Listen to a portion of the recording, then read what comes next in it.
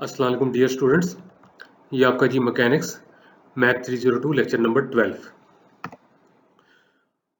Last lecture में हमने किया था motion with the constant acceleration with the uniform acceleration. आज हम पढ़ेंगे विद द वेरिएबल एक्सेलरेशन। ये देखें वेरिएबल, अब वेरिएबल से क्या मुराद है ये जरा देखते हैं। इसका मतलब इन शॉर्ट तो मतलब यही है कि एक्सेलरेशन अब कांस्टेंट नहीं है, यूनिफॉर्म नहीं है। ये लिखा हुआ है so far we have been considering the motion of a particle with constant acceleration. वो जितने भी आपने फॉर्मूले ड्राइव किए थे, जैसे आपने कहा था जी फाइनल वेलोसिटी होती है this is equal to the initial velocity plus acceleration times time वगैरह, और दो और इक्वेशंस भी ड्राइव की थी, वो सारी की सारी थी आपके पास कांस्टेंट एक्सेलरेशन यूनिफॉर्म एक्सेलरेशन। तो वही मैं कहता हूँ कि क्वेश्चंस को भी ध्यान से आपने पढ़ना है कि वो वाली कब यूज करनी है और अब जो हम रिजल्ट निकालने लगे ये कब यूज करने हैं। अब कहता है let us now consider the motion with variable acceleration. अब वेरिएबल एक्सेलरेशन से क्या मुराद है? इसका मतलब है कि एक्सेलरेशन जो है that is a function of the variables time, velocity and displacement कह लें, डिस्टेंस कह लें। लेकिन वो कह रहा है कि the case in which the acceleration is the function of all the three variables at the same time, इकट्ठा ही टाइम का भी, वेलोसिटी का भी, डिस्प्लेसमेंट का भी जो फंक्शन होगा वो कॉम्प्लिकेटेड होगा, दैट इज रियली डिफिकल्ट। वो हम नहीं करेंगे। फिर हम क्या करेंगे? वो कहता है we shall restrict ourselves with accelerations which depends on only one of these parameters. Parameters कह लें, वेरिएबल्स कह लें, यानी कि जो डिपेंड कर रहा होगा only one of these variables, यानी कि या तो हम टाइम डिपेंडेंट एक्सेलरेशन को स्टडी करेंगे या simply t dependent, v dependent, x dependent. मैंने यूं बोल दिया है, मतलब कि हम वो वाले एक्सेलरेशन के केस तीन हम पढ़ेंगे। टाइम डिपेंडेंट एक्सेलरेशन पढ़ेंगे, वेलोसिटी डिपेंडेंट एक्सेलरेशन पढ़ेंगे और डिस्प्लेसमेंट डिपेंडेंट एक्सेलरेशन पढ़ेंगे। और अब सारा मामला यहाँ पर आ गया, क्योंकि पहले तो आपने देखा इक्वेशंस निकाल रही थी, ये जो आपके पास कांस्टेंट एक्सेलरेशन थी उसमें तो डायरेक्ट इक्वेशन निकल आई थी। ये इक्वेशन, इसको एक्सेलरेशन लिया था, सॉल्व किया था, इसको लेके जैसे भी। लेकिन अब कहते हैं in such a case the problem reduces to selecting a suitable expression. ये जो आपके पास सूटेबल एक्सप्रेशन है ना, बेशक वो ये वाला हो, ये वाला हो या ये वाला, किसका? एक्सेलरेशन का। ये तीनों एक्सेलरेशन के बराबर है। और ये हमने कब किया था? लेक्चर 11 के स्टार्ट में। वो कहता है integrating the differential equation under the given conditions. अब डिपेंड करता है कि अगर टाइम डिपेंडेंट है तो क्या मैं इसको चूज करूं, इसको चूज करूं या इसको। अगर आपके पास वेलोसिटी डिपेंडेंट है तो क्या इसको चूज करूं, इसको चूज करूं या इसको। डिस्टेंस डिपेंडेंट है तो किसको लूं। अब देख लें, अभी तक मैंने कुछ करवाया नहीं है, लेकिन अब ये वाली आप चीज जरूर देखें। चलें जी, टाइम डिपेंडेंट है तो टाइम तो मुझे इन दोनों में नजर आ रहा है। एक चीज, चांसेस है कि मैं इसको भी यूज कर लूं या इसको यूज कर लूं, एक चीज। दूसरी चीज, वेलोसिटी डिपेंडेंट एक्सेलरेशन होती है तो वेलोसिटी मुझे यहाँ नजर आ रही है, लेकिन यहाँ भी तो नजर आ रही है, तो इन दोनों में से मैं किसी को कर सकता हूँ। डिस्टेंस डिपेंडेंट अगर वो करता है तो डिस्टेंस तो देखें इधर भी नजर आ रहा है और डिस्टेंस मुझे इधर भी नजर आ रहा है। तो एक से ज्यादा पॉसिबिलिटीज हैं, लेकिन हम देखते हैं कैसे स्टेप बाय स्टेप चलता है। और आगे उसने यही कहा है कि इनमें से सूटेबल एक्सप्रेशन यूज करेंगे हम फॉर द एक्सेलरेशन, या चूज करेंगे और फिर इंटीग्रेट करेंगे डिफरेंशियल इक्वेशन को अंडर द गिवन कंडीशंस। और अब वो कहता है we now consider various cases one by one. Various cases से मुराद कि जब टाइम डिपेंडेंट होगा तब, वेलोसिटी डिपेंडेंट होगी तब, और एक्स डिपेंडेंट यानी कि डिस्टेंस डिपेंडेंट होगी तब। क्या चीज? एक्सेलरेशन। ले जी, टाइम डिपेंडेंट एक्सेलरेशन सबसे पहले आ रही है, ये लें जी। वो कहता है जब acceleration is a function of time only we may write. अब देखें, इसमें मैंने कहा था ना, ये वाली जो क्वेश्चन है इसमें टाइम आ रहा है। अब यहाँ पे देख लें, एक्सेलरेशन टाइम का क्या है? फंक्शन है। और यही मेन मिस्टेक होती है स्टूडेंट्स की। देखें, जब मैं इस तरह की बात किया करूँ तो गौर से सुना करें। पहली बात है कि वेरिएबल एक्सेलरेशन है और दूसरी आपके पास है कि टाइम डिपेंडेंट है। तो इस क्वेश्चन से शुरू कर। लेकिन बदकिस्मती से जो रट्टे लगाते हैं ना, वो क्या करते हैं, वो वाली क्वेश्चंस ले आते हैं। कौन सी वाली?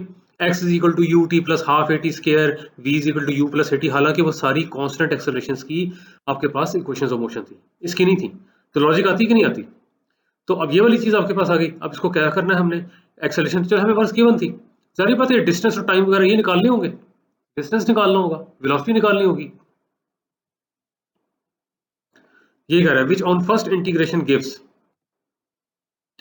ये देखें, अब आपको यहाँ पे डिफरेंस नजर आ रहा होगा, जो पहले हमने क्या किया था और अब क्या किया।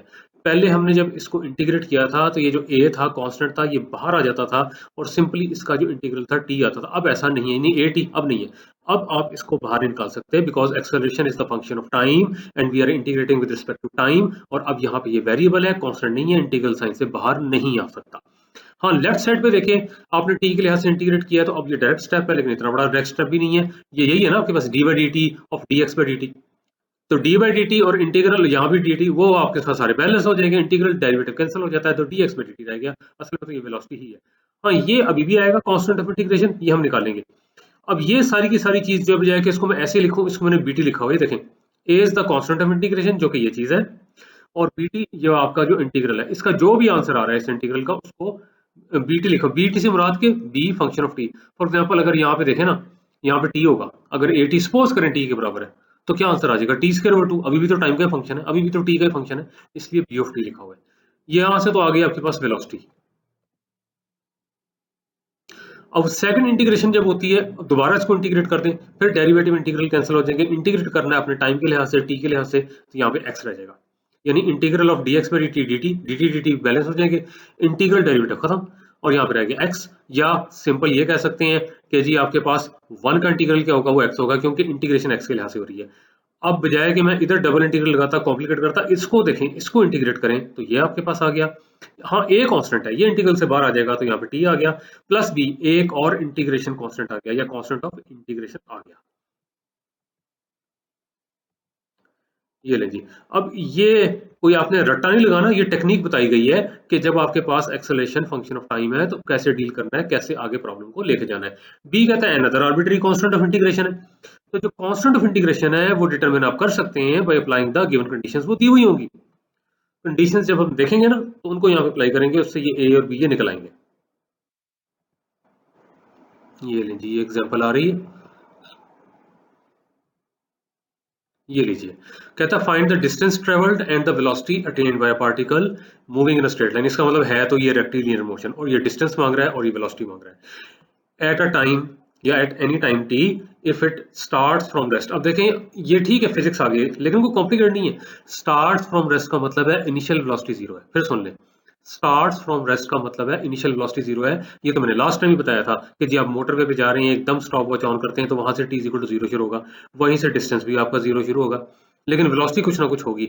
लेकिन अगर खड़ी गाड़ी है और एकदम स्टार्ट करते हैं, और एकदम से स्टार्ट से मतलब कि खड़ी गाड़ी को स्टार्ट करते हैं, उस वक्त टाइम नोट करते हैं, डिस्टेंस नोट करते हैं, लेकिन स्टार्ट फ्रॉम रेस्ट का मतलब है इनिशियल वेलोसिटी जीरो। आगे कहता है and is subject to an acceleration, this is the most important thing. अब आप खुद देखें क्या नजर आ रहा है, ये कांस्टेंट एक्सेलरेशन है कि वेरिएबल एक्सेलरेशन है? This is a variable acceleration, it's a function of T, it's a function of time. तो फिर क्या सेंस बनती है कि वही इक्वेशंस हम यूज करें, v is equal to u plus a t वगैरह? वो तो कांस्टेंट एक्सेलरेशन की है ना, रट्टा है वो, तो समझा ही नहीं फिर। ये वेरिएबल एक्सेलरेशन का केस आ गया, और पिछली स्लाइड पे जो टेक्निक बताई गई है हम वो यूज करेंगे, डिस्टेंस निकालने के लिए भी और वेलोसिटी निकालने के लिए भी। ये लें जी, यही टेक्निक थी ना। ए जो है फंक्शन ऑफ टाइम है, जो कि T square plus sign of T plus E power T है, वो ये लिखा हुआ है। D square x plus D T square इसके बराबर लिखा हुआ है। देखिए मैं तो कहता हूँ आधा क्वेश्चन यहाँ पे हो जाता है अगर ये तरीके से लिख लिया जाए, ये समझ जाए, पहली बात ये समझी जाए कि is this a question of uniform acceleration, constant acceleration और वेरिएबल एक्सेलरेशन, वो क्लियर हो गया। फिर आ गया जी वेरिएबल एक्सेलरेशन, और सही वाली क्वेश्चन यहाँ पे लगाई जाए। अभी मैं कह रहा हूँ ना, मैंने और चीजें आपको नहीं कराई, और से मुराद के जब ये वेलोसिटी डिपेंडेंट होगा, लिखता हूँ v dv by dx, अगर मैं ये लिखता हूँ v dv by dx, क्या फायदा होगा उसका? जुबानी बोल रहा हूँ मैं, ये भी तो एक्सप्रेशन था ना एक्सेलरेशन का, v dv by dx, क्योंकि वेलोसिटी तो दी ही नहीं हुई थी, वेलोसिटी डिपेंडेंट थी भी नहीं वो, एक्स भी यहाँ पे नहीं। अब क्या करूंगा, लेकिन यहाँ पे सेंस बनती, यहाँ तो डायरेक्ट इंटीग्रेट हो जाएगा, यहाँ तो डायरेक्ट इंटीग्रेट हो जाएगा ये। अब कहता है integrating with respect to t, ये लें जी, एक बार इंटीग्रेट करेंगे। अब ये तो टिप्स पे होना चाहिए कि यहाँ पे डी बाई डी टी था और किसका, डी एक्स पे डी टी का, तो डेरिवेटिव इंटीग्रल कैंसल, यहाँ पे आ जाएगा डी एक्स पे डी टी, एक चीज होगी। टी स्क्वायर का इंटीग्रल क्या होता है, टी क्यूब ओवर 3। साइन का इंटीग्रल क्या होता है, माइनस कॉस टी। अब यहाँ पे भी गलती रहती है, ये प्लीज अंडरस्टैंड करें, हालांकि कैलकुलस की चीज है। उस साइन को कई बार लिख देते हैं जी इंटीग्रल कॉस, हालांकि ये डेरिवेटिव नहीं है, इंटीग्रल है। देखें इसमें रट्टा नहीं है, लॉजिक है। क्यों? कॉस का डेरिवेटिव क्या होता है, माइनस साइन टी होता है ना, तो साइन का इंटीग्रल माइनस कॉस टी, इसलिए इस माइनस की गलती नहीं होनी चाहिए, साइन का integral minus cos T. Exponential का तो वही होता है। आगे आ गया जी कांस्टेंट। अब हमने कहा था जो गिवन कंडीशंस हैं उसके जरिए कांस्टेंट निकालने की कोशिश करेंगे। अब what is a given condition? उसने कहा है कि जब टाइम जीरो है, तो उसने कहा है कि start from rest, initial velocity zero है। जब टाइम जीरो है तो ये वेलोसिटी जीरो होगी, इसको जीरो करेंगे और टाइम को जीरो कर देंगे, तो कांस्टेंट कुछ आ जाएगा, देखते हैं क्या आता है। ये लें जी, अब जब टाइम जीरो है तो वेलोसिटी जीरो है, यानी कि इनिशियल वेलोसिटी जीरो है। When body starts from rest, ये इनिशियल वेलोसिटी है और ये जीरो के बराबर है, ठीक है जी। यहाँ पे जीरो आ गया, इसको जीरो करें, ये जीरो आ गया, और कॉज ऑफ जीरो क्या होता है, वन, तो इसलिए माइनस वन आ गया। ई पावर जीरो क्या होता है, वो भी वन होता है, ये आ गया। अब यहाँ पे देख लें बाई चांस इतना लंबा चौड़ा किया फिर ए जीरो लॉक कर लो गल, तो यहाँ पे देख लें ये -1 + 1 कैंसिल, तो ए आपके पास आ गया जीरो, तो इसको जीरो कर दें। तो ये है जी velocity, this is the velocity. यहाँ पे देख लें ये वेलोसिटी आपके पास आई है, जो उसने पहले कहा था find the distance travelled and velocity, velocity तो आपके पास आ गया, ठीक है। और फिर वो कह रहा है ना कि by a particle moving in a straight line at any time t, pure mathematically इसको कहना है तो इसका मतलब ये निकलता है कि आपने वेलोसिटी निकालना है as the function of time, यो निकला है बस। जो लंबी चौड़ी बात की है ना, velocity attained with the particle moving in a straight line at any time t, तो velocity in term of time आनी चाहिए। सो आगे अच्छा जी, अब वो कहता है जी इंटीग्रेटिंग अगेन, अगेन क्यों, डिस्टेंस भी तो निकालना है, इसको दोबारा इंटीग्रेट करेंगे, जब इंटीग्रल निकालेंगे यहाँ पे dt आएगा, dt बैलेंस हो जाएंगे, इंटीग्रल डेरिवेटिव खत्म, या सीधा सीधा इंटीग्रल ऑफ dx यानी कि 1 का आपके पास इंटीग्रल क्या होगा x, क्योंकि x का डेरिवेटिव 1, क्योंकि x के लिहाज से यहाँ पे इंटीग्रेशन हो रही है, वैसे तो कहेंगे t के लिहाज से हो रही है, मैं कहता हूँ dt कैंसिल या बैलेंस जो मैं कहता हूँ। अब राइट साइड पे क्या चीज है जी, राइट साइड पे आपने टाइम के लिहाज से इंटीग्रेट करना है, टी क्यूब का इंटीग्रल क्या होगा t4/4, 4 × 3 12, कॉस का इंटीग्रल क्या होगा साइन, अब देखें फिर गलती ना हो जाए, साइन का जो आपके पास है डेरिवेटिव कॉस होता है, कॉस का इंटीग्रल साइन, गलती से ये माइनस ना लगा दीजिएगा यहाँ पे, ये वाला माइनस इसलिए ऑलरेडी यहाँ पे मौजूद है, तो ये को नया माइनस लगा के इसको प्लस नहीं करना, कॉस का इंटीग्रल निकाला जा रहा है, कॉस का डेरिवेटिव नहीं निकाला जा रहा। तो यहाँ पे देख लें साइन का जो डेरिवेटिव होता है कॉस होता है, कॉस का जो आपके पास आ जाएगा इंटीग्रल वो साइन हो जाएगा, ठीक है। एक्सपोनेंशियल का वही होता है, आगे एक और आ गया कांस्टेंट ऑफ इंटीग्रेशन। अब वो कहता है जब टाइम जीरो होगा तो x जीरो, ये देखें ये तो हमने कहा था कि जब आपके पास टाइम जीरो होता है डिस्टेंस अनलेस के दिया हुआ हो या बताया हो कि जिस पॉइंट से आप शुरू कर रहे हैं वो डिस्टेंस को जीरो ही लिया जाता है, डिस्टेंस को जीरो ही लिया जाता है। देखें यहाँ भी तो नजर आ रहा है, अगर वो कहता है स्टार्ट फ्रॉम रेस्ट तो वेलोसिटी भी जीरो ली जा रही है, अगर उसने कोई दी होती तो उसको ले लेते, ये इतना कोई कॉम्प्लिकेट नहीं है, टाइम जीरो पे डिस्टेंस जीरो है, तो जब टाइम जीरो है डिस्टेंस जीरो है, इसको जीरो कर दें ये हो गया, इस टाइम को जीरो कर दें ये zero, sine of zero zero, e power zero 1, और b आपके पास आ गया -1, लो जी ये b -1 आपके पास आ गया, इस b को -1 अब इधर सब्स्टिट्यूट कर दें यहाँ पे, ये ले जी कहता है hence the distance travelled by the particle in any time t is given by ये, यहाँ पे देख लें t4 डिवाइडेड बाय 12 ये लिखा हुआ है, -sin t ये लिखा हुआ है, e पावर t ये लिखा हुआ है, और b -1 था ये जी, ये अब आपके पास क्वेश्चन कंप्लीट हो गया, ठीक हो गया जी, क्वेश्चन आपका कंप्लीट हो गया। तो ये हो गया आपके पास, तो अब मेरे ख्याल उम्मीद है कि पता लग गया होगा, लेकिन इसमें सिर्फ ये चीज़ देखें कि यहाँ पे जो उसने बात की थी ना, वेलोसिटी जो है वो भी फंक्शन ऑफ टाइम, डिस्टेंस जो है वो भी फंक्शन ऑफ टाइम, उसने यही लिखा हुआ था कि distance travel and the velocity attained by the particle moving in a straight line at any time t. ये चीज़ थोड़ी कॉम्प्लिकेट लगती है, तो दोनों as a function of time, अब देख लें प्योर अप्लाइड मैथमेटिक्स मिले हुए हैं, ये लैंग्वेज ज़्यादा सिंपल लगती है कि जी वेलोसिटी को निकालना है फंक्शन ऑफ टाइम, डिस्टेंस को निकालना है फंक्शन ऑफ टाइम, ये थोड़ा कंफ्यूज कर जाता है या थोड़ा मुश्किल लगता है, लेकिन समझ जाएंगे तो ये भी कोई मसला नहीं है कि जी distance of velocity attained with the particle moving in a straight line at any time t, at any time t, वही मतलब हो गया कि इन टर्म्स ऑफ टाइम निकालना है, सो हमने निकाल लिया। ये केस 2 आ गया। अब पहला हमने केस क्या किया था, आपके पास एक्सेलरेशन क्या थी टाइम डिपेंडेंट, अब देखें वेलोसिटी डिपेंडेंट आ गई, ये देखें वेलोसिटी डिपेंडेंट एक्सेलरेशन आ रही है।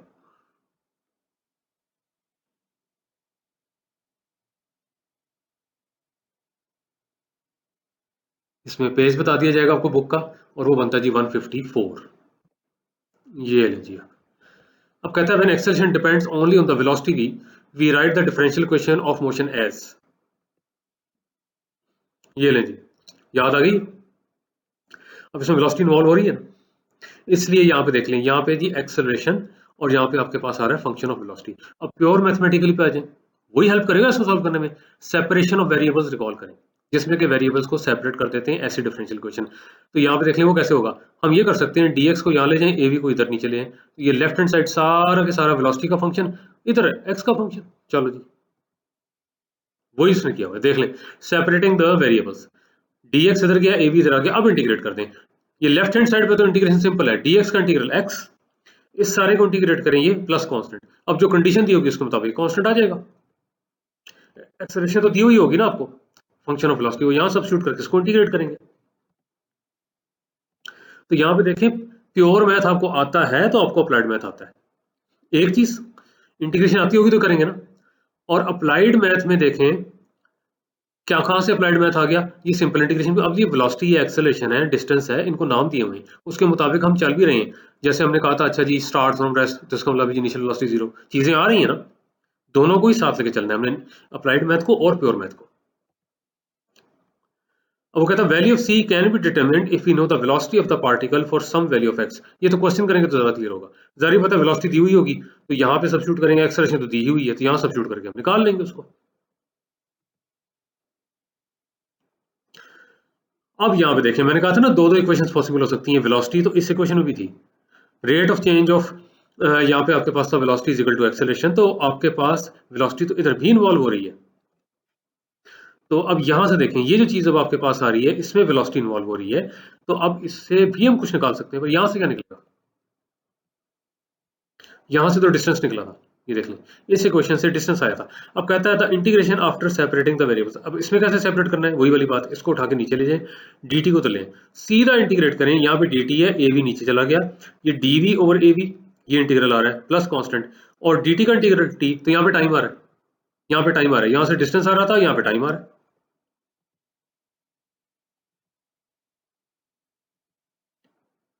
और आगे फिर वही वाली बात हुई है कि जो कांस्टेंट d है, इसको निकाल सकते हैं अगर आपके पास वेलोसिटी एट सम इंस्टेंट दोनों। क्यों? क्योंकि ये वेलोसिटी का ही तो फंक्शन है, एक्सेलरेशन वेलोसिटी का तो फंक्शन है, ये सारा एक्सप्रेशन वेलोसिटी में आएगा। वो अगर दी हुई होगी और जब कह रहे सम इंस्टेंट टाइम दिया होगा, तो डी निकल आएगा। कोई क्वेश्चन करते हैं तो और क्लियर हो जाएगा। ये टेक्निक बताई गई है कि जब आपके पास वेलोसिटी डिपेंडेंट एक्सेलरेशन हो, तो ये वाली इक्वेशन भी यूज हो सकती है और ये वाली भी हो सकती है, डिपेंड करता है उसने पूछा गया। डिस्टेंस पूछा तो ये, टाइम पूछा तो ये, दोनों पूछे तो फिर दोनों।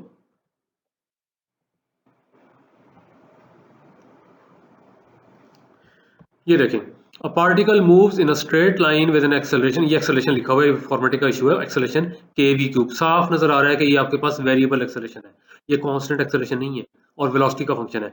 अब कहता है if it's initial velocity is u, ये दी हुई है, अब यहाँ पे जीरो नहीं, स्टार्ट्स फ्रॉम रेस्ट का सिलसिला नहीं है, इनिशियल वेलोसिटी कहता है कि u है, कहता है find the velocity and the time spent when the particle has travelled a distance x।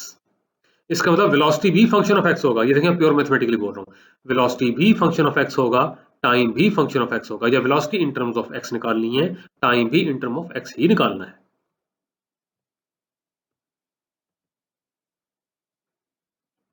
अब वो कहता है कि differential equation of motion can be written as, वही वाली है ना, v dv by dx is equal to kv cube. तो यहाँ पे अब उसने कहा कि वेलोसिटी भी निकालना है, वेलोसिटी इसमें इन्वॉल्व हो रही है, और आपने टाइम निकालना है।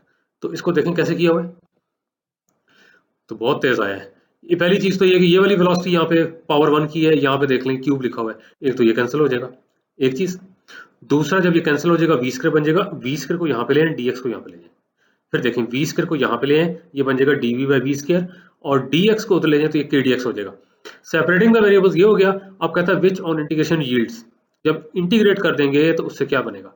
अब यहाँ पे देख लें, इसका तो इंटीग्रल सिंपल है, के तो कांस्टेंट है, ये बाहर आ जाएगा, इंटीग्रल ऑफ डीएक्स या इंटीग्रल ऑफ 1 वो एक्स हो जाएगा, कांस्टेंट ऑफ इंटीग्रेशन ये आ गया। इसको जब इंटीग्रेट करेंगे, एक तरीका तो ये है कि जो 1 ओवर वी होता है, 1 ओवर वी कह रहा हूँ मैं, माइनस 1 ओवर वी नहीं कह रहा, 1 ओवर वी का जो आपके पास होता है derivative minus 1 over v square होता है, तो 1 ओवर वी स्क्वायर का इंटीग्रल माइनस 1 ओवर वी, एक तो वो तरीका है।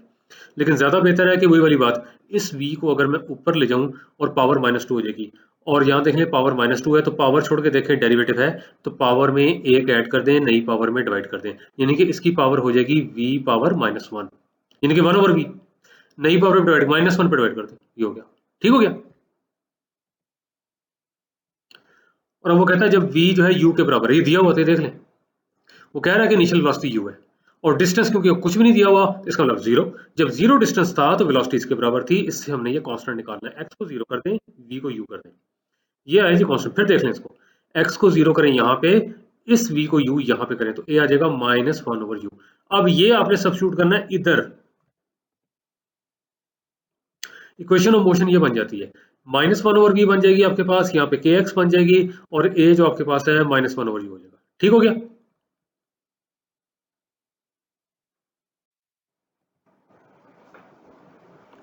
ले जी सेम क्वेश्चन, इसी को थोड़ा एडजस्ट करके यहाँ पे लिखा हुआ है। अब यहाँ पे जरा रिकॉल करें क्वेश्चन क्या था। क्वेश्चन उसने कहा था v फंक्शन ऑफ x आना चाहिए, बन जाएगा यहाँ से। तो अब आप ऐसा करें, यहाँ से v निकालना है ना, यहाँ इसको सिंप्लीफाई कर लें सीधा सीधा, फिर रेसिप्रोकल ले लें। तो यहाँ पे कुछ यूं किया हुआ है, यहाँ पे देख लें, इधर एलसीएम लिया हुआ है, ये आ जाएगा u k x, ध्यान से देखें, u k x minus one over u k x minus one over u, और फिर माइनस साइन को मैं इधर ले आता हूँ, फिर देखें ये आ जाएगा you k x minus one over u, और ये माइनस को जब मैं इधर ले आ जाऊंगा तो आ जाएगा one minus u k x over you, one minus u k x over u, और जब मैं रेसिप्रोकल लूंगा इसका तो आ जाएगा u और one minus u k x. ये मैंने वन ही बोला है लेकिन ये यही इस तरह आ रहा है, तो v is the function of x आ गया। ठीक है, अच्छा इसमें ये नहीं कंफ्यूज होना कि ये आर्बिट्री कांस्टेंट, नहीं, it's not an arbitrary constant, ये गिवन था kv क्यूब, ये गिवन था, एक्सेलरेशन थी kv क्यूब, ये गिवन था। आर्बिट्री कांस्टेंट वही थे जो इंटीग्रेशन में आ रहे थे, हमने निकाल लिए। अब वो कहता है which is the required velocity of the particle when it has travelled a distance x। अब देख लें, वही मैं कह रहा हूं ना, ये फिजिक्स की लैंग्वेज है, प्योर मैथमेटिकली कह देंगे जी v is the function of x, तो क्या गलत है? वो भी ठीक है, ये भी ठीक है, कोई मजाक नहीं उड़ाना, दोनों को मिलके मतलब है कि इस तरह से हेल्प आउट करना है कि प्योर मैथ से आप अप्लाइड को समझ लो, और अप्लाइड से आपके लिए पता लग जाए कि जी प्योर के बगैर ये चल नहीं सकता, और मैथमेटिक्स मजीद इंटरेस्टिंग हो जाए, आपको मैथमेटिक्स की एप्लीकेशंस नजर आए, mathematics for the sake of mathematics ना, उसकी एप्लीकेशन नजर आए, तभी वो अप्लाइड मैथ होगा। अब वो कहता है जी कि डी बाई डी टी जो है के वी क्यूब ही है। दूसरा क्वेश्चन, अब इस इक्वेशन को लेके वो चल रहा है। अब वो कहता है जी अब इसको जो मैं इंटीग्रेट करूंगा, दूसरा जो आपने था ना टाइम निकालना था, टाइम निकालना था, यहां तो मुझे टाइम टाइम नजर नहीं आ रहा, इसमें है, इस इक्वेशन में टाइम मौजूद है। तो कहता है which on integration after the separation of variables, क्या आ जाएगा? ये फिर जरा थोड़ा डायरेक्ट स्टेप लग रहा है, किया उसने इंटीग्रेट ही है। आप ऐसा करें, वी क्यूब को यहाँ पे ले जाएं, डी टी को यहाँ पे ले जाएं। अब राइट हैंड साइड पे देखें, जब इंटीग्रेट करेंगे के डी टी, के बाहर आ जाएगा और के टी ये आ गया, plus constant of integration b, इधर क्या आ जाएगा d v over v cube, तो वन ओवर, या आप देखें d v over v cube, one over v cube को जब आपने इंटीग्रेट करना है तो वी क्यूब को बेशक ऊपर ले जाएं तो वी पावर माइनस थ्री हो जाएगा, माइनस थ्री में एक पावर ऐड कर दें, नई पावर पे आप डिवाइड कर दें, तो वी पावर माइनस टू जो है वो वी स्क्वायर नीचे में चला जाएगा, ऊपर है वी पावर माइनस टू, नीचे चला जाएगा वी स्क्वायर, जब नीचे जाएगा तो नई पावर माइनस टू बनती है, क्योंकि ऊपर था आपके पास वी पावर माइनस थ्री, और जब इसमें प्लस वन किया तो माइनस टू, और वही माइनस टू नीचे, तो ये आपके पास है। ठीक हो गया? अब मैं वो पिछली स्लाइड में नहीं जा सकता, लेकिन इनिशियल कंडीशन यही थी, उसने कहा था जब टाइम जीरो है तो वेलोसिटी इसके बराबर है, तो ये सब्स्टिट्यूट कर दें, तो यहाँ पे देख लें वी यू के बराबर आ रहा है, और यहाँ पे देख लें वी यू के बराबर आ रहा है, और टाइम जीरो आ रहा है। देखें ना, इसमें मजीद अगर टीचर ना भी बताए तो खुद देखें, अगर वो कहता है नहीं जी वेलोसिटी जीरो, कहाँ से फिर मैं जीरो डालता, यहाँ पे मसला हो जाना था ना, नीचे जीरो आ जाता, तो velocity non zero initial velocity जो भी है कोई रीजन होती है, ये दी होती है, तो टी आपके पास जीरो है, वो ये हो गया, वी यू के बराबर है ये, तो बी क्या आ जाएगा minus one over two u square, ये लीजिए, ये आपके पास आ जाएगा, टी को कर दें जीरो और वी को कर दें आप यू, तो ये आपके पास आ जाएगा minus one over two u square, minus one over two u square equal to b. अब क्या करना है आपने, आपने ये वाली बी की वैल्यू इधर सब्स्टिट्यूट करनी है, तो कर दें, यहाँ पे देख लें ये माइनस गायब नजर आ रहा है, तो फिर ये नेगेटिव होगा, ये देख लें, और बी क्योंकि आपके पास नेगेटिव था तो वो प्लस है, फिर देख लें यहाँ से क्योंकि माइनस था यहाँ पे लेकिन इधर नजर नहीं आ रहा, तो राइट साइड में माइनस साइन ले जाएं, तो minus k t which is this one, minus b क्या होगा one over two u square, वो ये वाली चीज आ गई। हाँ जी, तो ये अब आपके पास आ गया। अब मजीद जरा रिकॉल करें, अभी क्वेश्चन पूरा नहीं हुआ, हमें लगा जी क्वेश्चन पूरा हो गया, यहाँ से टाइम निकल आएगा, इस टर्म को उठा के लेफ्ट पे ले आएंगे और माइनस के पे डिवाइड कर देंगे, टाइम निकलेगा। नो, उसने कहा था कि टाइम फंक्शन ऑफ एक्स हो, ये प्योर मैथमेटिकली हो गया, या time in terms of x हो, या वो टाइम निकालें जिसमें बॉडी ट्रेवल कर गई है डिस्टेंस एक्स, तीनों बातें कर दी मैंने। तो यहाँ तो एक्स नाम की कोई चीज नजर नहीं आ रही, लेकिन हम इन्वॉल्व करेंगे, यहाँ पे देख लें इधर वी और यू की रिलेशनशिप है जिसमें एक्स आ रहा है, इसको यूज करके यहाँ पे एक्स को इन्वॉल्व करेंगे। ये one over two v square ये आपके पास आ रहा है, one over two u square ये आपके पास आ रहा है, माइनस के टी तो वैसे ही लिखा हुआ है। अब देखें टी तो इसने निकाला हुआ, यहाँ से कैसे निकाला हुआ, इसको उठा के लेफ्ट साइड पे लें, इसको उठा के राइट साइड पे लें, जब इसको उठा के राइट साइड पे लेंगे और यहाँ पे देख लें ये चीज आ गई आपके पास, यहाँ पे आपके पास जो है, चलें टू कॉमन निकाल लिया यहाँ पे, ठीक है, पहले मैं टू ही कह रहा हूँ, यहाँ नीचे डिनोमिनेटर में या वन ओवर टू कॉमन निकाल लिया, तो अंदर रह जाएगा one over u square which is this one, इसको उठा के जब राइट साइड पे लेंगे तो यहाँ पे देख लें वन ओवर टू बाहर है तो minus one over v square, और जब ये उठा के हम इधर लेके जाएंगे तो यहाँ पे देख लें के नीचे आ जाएगा, ये आपके पास आ गया, ठीक हो गया, इसको उठा के इधर ले जाएं, इसको उठा के इधर ले जाएं, तो यहाँ पे देख लें ये चीज उठा के यहाँ ले जाएं, ये चीज उठा के यहाँ पे ले जाएं, तो अब यहाँ पे देख लें ये आपके पास आ जाएगा 1.2 कॉमन निकाल लें, पहली टर्म से one over u square which is this one, minus one over v square ये दूसरी टर्म से आ जाएगा, और इसको उठा के क्योंकि इधर ले गया हूँ के पे आप डिवाइड कर दें तो ये के नीचे आ जाएगा। और अब देखें अभी भी इसमें एक्स नाम की कोई चीज नजर नहीं आ रही, अब उसने क्या किया है यू स्क्वायर कॉमन निकाल लिया डिनोमिनेटर में से, तो आ जाएगा 1 माइनस यू स्क्वायर और वी स्क्वायर। अब ये क्यों किया, ये स्टेप क्यों किया? देखिए स्टेप्स के भी कहते हैं ये रट्टा लगाना पड़ेगा जी, यू स्क्वायर बाहर निकल, वही लॉजिक है। मैंने कहा था टाइम आना चाहिए फंक्शन ऑफ एक्स, अभी तो एक्स का जिक्र भी नहीं हो रहा, लेकिन अब हो सकता है। यहां से देखें जरा, इसको उठा के इधर ले जाए, वी को उठा के यहां ले, फिर देखें इसको उठा के उधर ले जाए 1 माइनस यू के एक्स, और u अपॉन वी हो जाएगा 1 माइनस यू के एक्स। वो जो u और v की वैल्यू है ना वो यहां डालेंगे, यानी कि u1 v होल स्क्वायर कह लें इसको, यहां सब्स्टिट्यूट करेंगे तो इन टर्म ऑफ x आ जाएगा। ये करना है बस, देख लें ये वाली टर्म तो यही है। अब यहाँ पे ध्यान से देखें, यहाँ से लिखा हुआ 1 माइनस और यहाँ लिखा हुआ है 4 इम्प्लाइज। देखें मेरे लेक्चर में मिसिंग कुछ नहीं होता, ये तो मैंने जुबानी बोला है। यहाँ मैं बताऊँ ना बताऊँ 4 इम्प्लाइज ये इधर से आ रहा है, ये देखना चाहिए कि कहाँ से क्या चेंज है, ये किससे क्वेश्चन को यूज किया है। तो 1 माइनस और ये जो चीज आपके पास आ रही है this thing u upon v, वो यहाँ से आ रहा है 1 माइनस यू के एक्स बनता है u upon v 1 minus u k x, तो वो 1 minus u k x whole square हो गया क्योंकि u upon v whole square है। अब इसको जरा एक्सपेंड कर लें, a minus b whole square वाला फार्मूला। अब देख लें 1 का स्क्वायर तो 1, लेकिन 1 माइनस 1 ये कैंसिल हो जाएगा, ये नजर नहीं आ रहा। सेकंड का स्क्वायर क्या होता है, यू स्क्वायर के square x square plus square of the second, plus होता है ना, लेकिन यहाँ पे माइनस साइन है इसलिए यहाँ पे माइनस आ रहा है, देख लें।